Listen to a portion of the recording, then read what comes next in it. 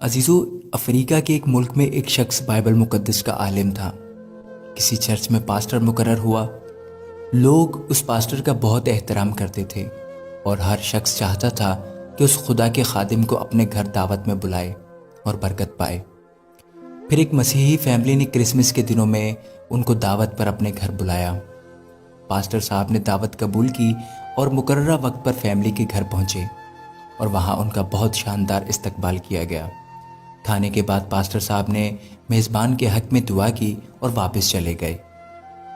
میزبان شخص کی زوجہ نے پاسٹر کے جانے کے بعد مہمان خانہ کی صفائی ستھرائی کی تو اسے یاد آیا کہ اس نے کچھ رقم مہمان خانہ میں رکھی تھی، لیکن بہت تلاش کے باوجود وہ رقم اس عورت کو نہیں ملی، اور اس نے اپنے شوہر سے پوچھا کہ کیا تم نے وہ رقم لی ہے؟ شوہر نے جواب دیا نہیں، اور پھر اس نے یہ بات شوہر کو بتا دی کہ پاسٹر کے علاوہ کوئی دوسرا فرد ہمارے گھر نہیں آیا اور ہمارا بچہ بھی دوسرے کمرے میں تھا، اور جھولے میں رہنے والا اتنا چھوٹا سا بچہ چوری نہیں کر سکتا۔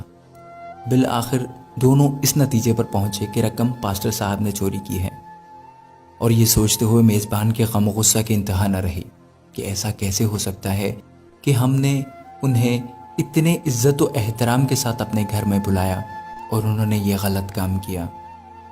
اس شخص کو مسیحی قوم کے لیے نمونہ عمل ہونا چاہیے تھا، نہ کہ چور ڈکیت۔ غم و غصہ کے باوجود اس شخص نے حیا کے مارے اس بات کو چھپا لیا، لیکن دل ہی دل میں نفرت رکھتے ہوئے پاسٹر سے دور دور رہنے لگا تاکہ سلام دعا نہ کرنی پڑے۔ اسی طرح سال گزر گیا اور پھر کرسمس نزدیک آ گیا، اور لوگ پھر اسی خاص محبت اور جوش و خروش کے ساتھ خدا کے خادموں کو اپنے گھروں میں دعوت کے لیے بلانے لگے۔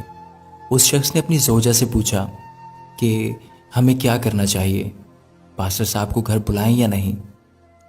زوجہ نے کہا بلانا چاہیے، کیونکہ ممکن ہے مجبوری کے عالم میں انہوں نے وہ رقم اٹھائی ہو۔ ہم انہیں معاف کر دیتے ہیں تاکہ خدا باپ بھی ہمارے گناہوں کو معاف کرے۔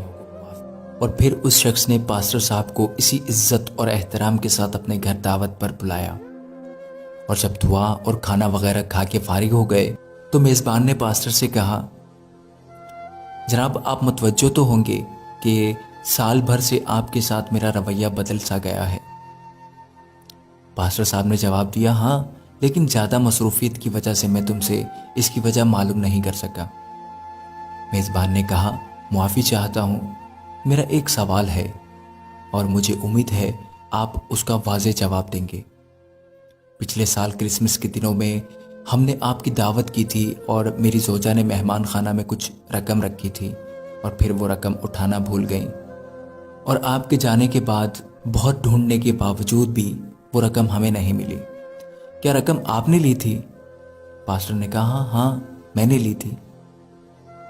میزبان حیران و پریشان ہو گیا اور پاسٹر صاحب نے اپنی بات جاری رکھتے ہوئے کہا جب میں مہمان خانہ سے جانے لگا تو میں نے دیکھا کہ میز پر کچھ پیسے رکھے ہوئے ہیں اور پنکھے کی تیز ہوا سے نوٹ ادھر ادھر اڑ رہے تھے،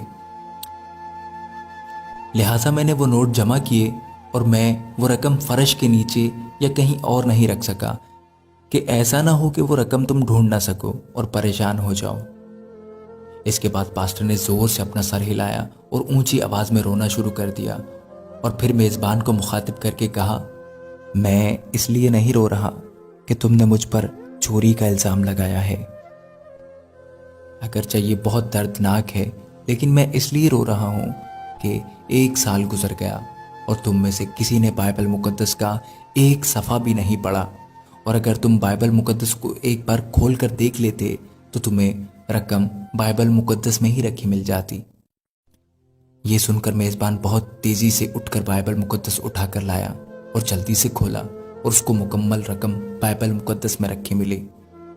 عزیزو، یہ بات میں کسی پر تنقید کرنے کے لیے نہیں کہہ رہا، لیکن یہ بھی سچ ہے کہ بعض مسیحی لوگوں کا یہ حال ہے کہ سال بھر میں ایک دفعہ بھی بائبل مقدس نہیں کھولتے اور اپنے آپ کو سچا اور حقیقی مسیحی سمجھتے ہیں۔ عزیزو، میں دعا کرتا ہوں کہ خداوند ہم سب کو کلام مقدس کو پڑھنے اور اس کو سمجھنے اور اس پر عمل کرنے کی توفیق عطا فرمائے۔ آمین۔ God bless you all.